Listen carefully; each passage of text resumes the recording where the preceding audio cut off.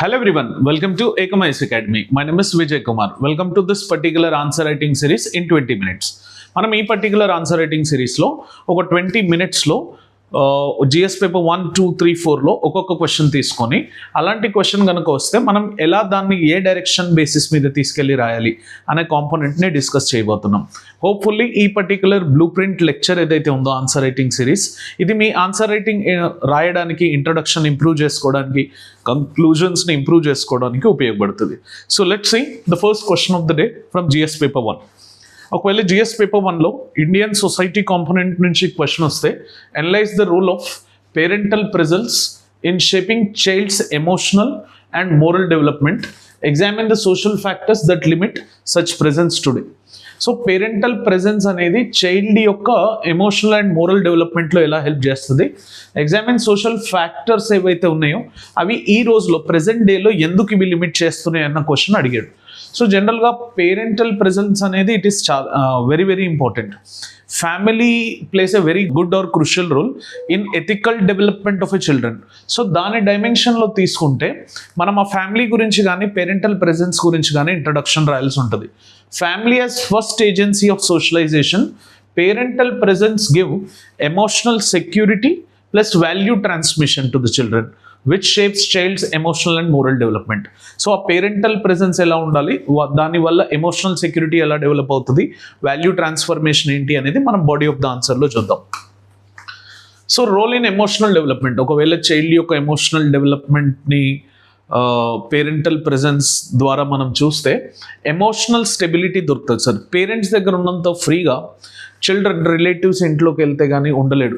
Parent ఒక మాట అన్నా కూడా చిల్డ్రన్ అంత పట్టించుకోకపోవచ్చు, కానీ బయట వాళ్ళు ఎవరన్నా తిట్టేసరికి చైల్డ్ ఆ పర్టికులర్ సిచ్యువేషన్ని మైండ్లో ఇంపార్ట్ చేసుకొని ఆ ఎమోషనల్ ఇన్స్టెబిలిటీ కోల్పోయే అవకాశం ఉంది. అందుకే పేరెంటల్ ప్రెజెన్స్ ఉండడం వల్ల మనకు జనరల్గా ఒక ఎమోషనల్ స్టెబిలిటీ అనేది దొరుకుతుంది చైల్డ్కి.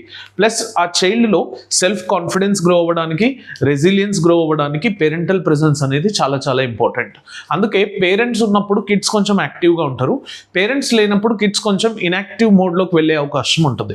సో ఈ ఒక్క డైమెన్షన్ని రాసిన తర్వాత దీనికి కావాలంటే ఎక్స్టెన్షన్ ఎగ్జాంపుల్స్ రాయొచ్చు.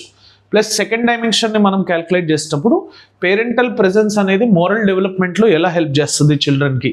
సో పేరెంట్స్ అనేవాళ్ళు జనరల్గా చిల్డ్రన్కి ఫస్ట్ రోల్ మోడల్గా ఉంటారు. Sir my dad is super hero, my mom is super mom అని అంటూ ఉంటారు. So learning, honesty, responsibility, empathy ఇలాంటివన్నీ కూడా పేరెంట్స్ నుంచే వస్తాయి. ఫర్ ఎగ్జాంపుల్ పేరెంట్స్ ఒకవేళ ఎవరికన్నా దాన ధర్మాలు చేశారనుకోండి, సింపుల్గా రోడ్డు మీద ఎవరన్నా బెగ్గర్ కనిపిస్తే జేబులో పాకెట్లో ఉన్న మనీ ఇవ్వడమో లేకపోతే ఫుడ్ ఇవ్వడమో చేస్తే చైల్డ్ కూడా అది రెసిప్రొకేట్ చేస్తాడు. సో చైల్డ్కి ఆ మోరల్ కాన్షియస్నెస్ డెవలప్ అవ్వడానికి ఈ పర్టికులర్ పేరెంటల్ రోల్ ఏదైతే ఉందో ఆ పేరెంటల్ రోల్ అనేది చాలా ఇంపార్టెంట్.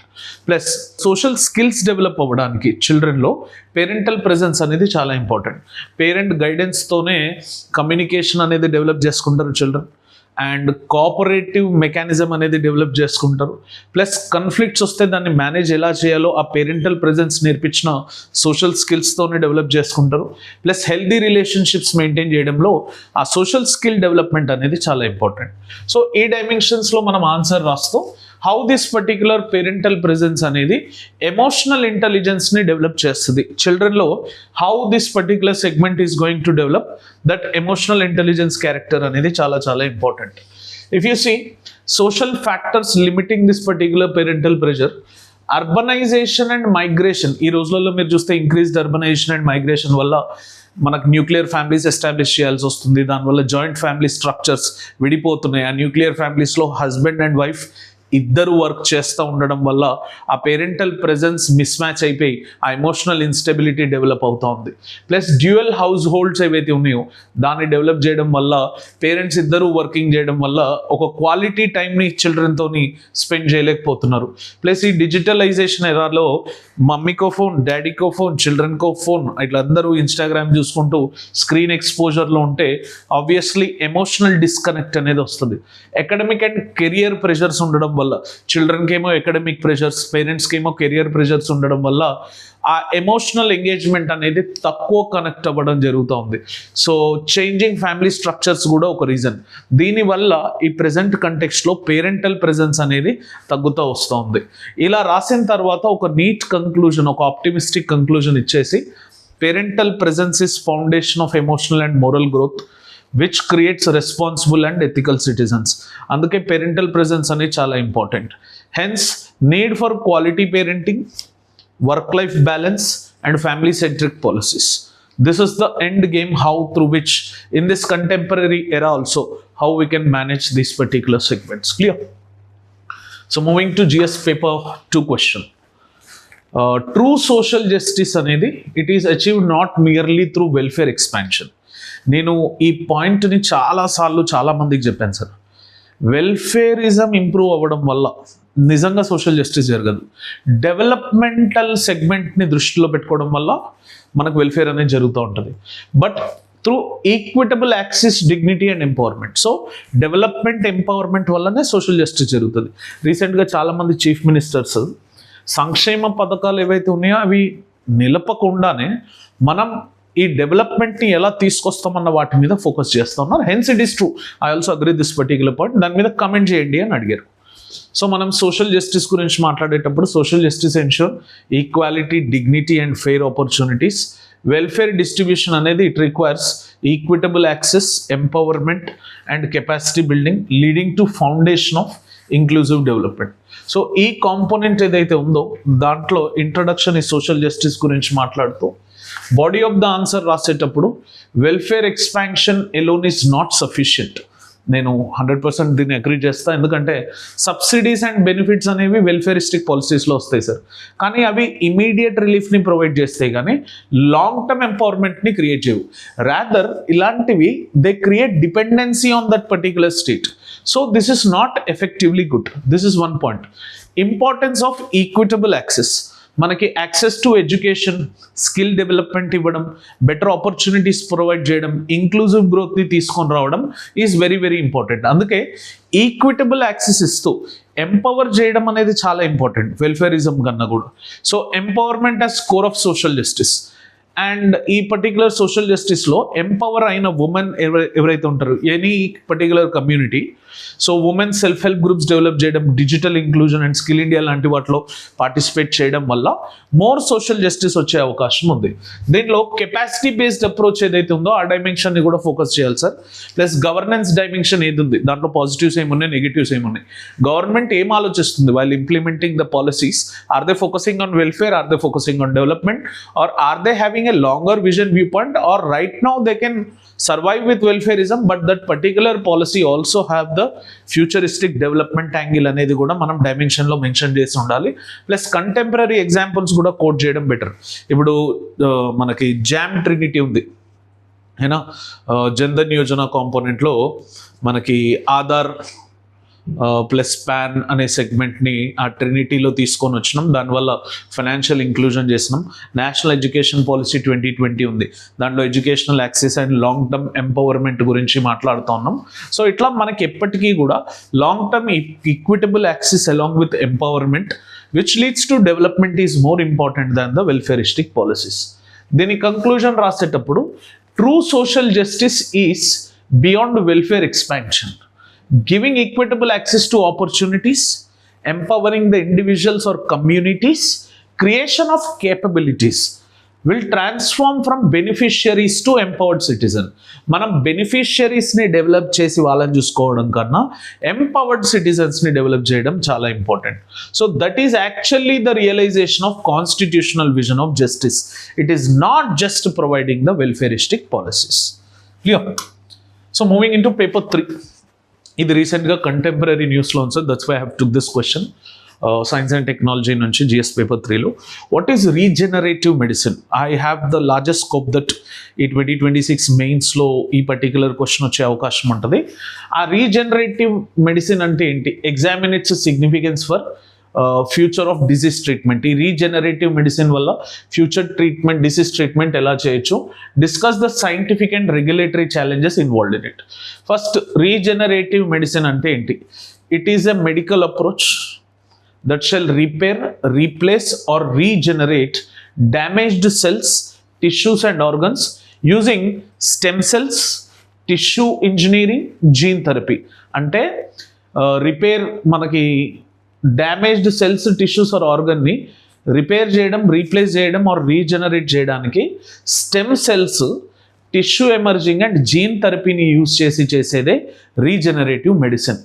సో మనకి షిఫ్ట్స్ ఈ రీజనరేటివ్ మెడిసిన్ వల్ల we will have a shift of healthcare from symptom management to biological restoration. అందుకే ఈ రీజనరేటివ్ మెడిసిన్ అనేది మనకి చాలా ఇంపార్టెంట్. సో ఇది న్యూస్లో ఉంది సార్, మేబీ మీరు కూడా చూసే ఉంటారు. హోప్ఫుల్లీ ఈ year chances are very high that this question might come. So మరి significance of future disease treatment ఏంటి ఈ పర్టికులర్ రీజనరేటివ్ మెడిసిన్తో నేను చూస్తే, టిష్యూ అండ్ ఆర్గన్ని రీజనరేట్ చేయొచ్చు sir. This is one particular component where organ donation లేక చాలా మంది సఫర్ అయ్యి చనిపోయిన వాళ్ళు ఉన్నారు. అట్లా ఆర్గన్ రీజనరేషన్ చేయడం వల్ల we might save lives of many individuals.